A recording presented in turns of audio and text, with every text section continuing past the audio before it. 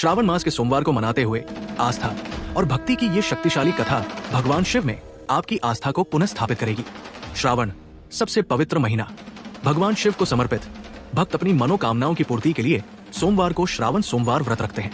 भक्ति और आस्था की ये कथा दर्शाती है कि कैसे महादेव किसी का भाग्य बदल सकते हैं। कहानी के अनुसार एक अमीर व्यापारी और उसकी पत्नी एक बड़े शहर में आराम से जीवन व्यतीत कर रहे थे। सभी भौतिक सुख सुविधाओं के बावजूद वे दुखी थे क्योंकि उनकी कोई संतान नहीं थी। किसी चमत्कार की आशा में व्यापारी ने महादेव शिव का व्रत और प्रार्थना शुरू कर दी। संतान प्राप्ति की कामना से वो शिवलिंग पर दूध, शहद और जल का अभिषेक करने लगा और हर सोमवार को घी का दीपक जलाने लगा। व्यापारी के समर्पण से अभिभूत होकर देवी पार्वती ने भोलेनाथ महादेव से पूछा कि उसकी प्रार्थनाएं क्यों नहीं सुनी जा रही हैं। भगवान ने व्यापारी के पिछले कर्मों के बारे में बताया, जिनके कारण उसे संतान प्राप्ति नहीं हो रही थी।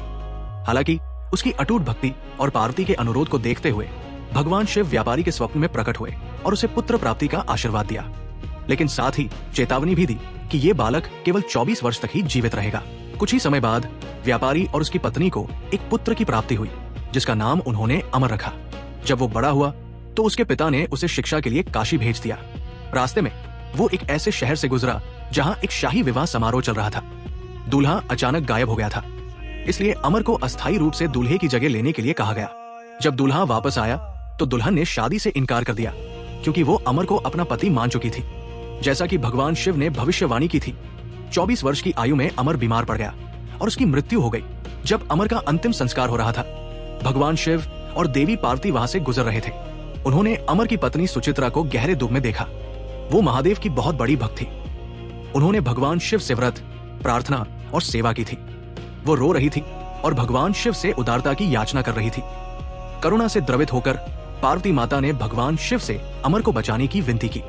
श्रावण सोमवार व्रत के दौरान सुचित्रा की भक्ति को याद करते हुए और देवी की प्रार्थना मानकर भोलेनाथ महादेव शिव ने अमर को पुनर्जीवित कर दिया।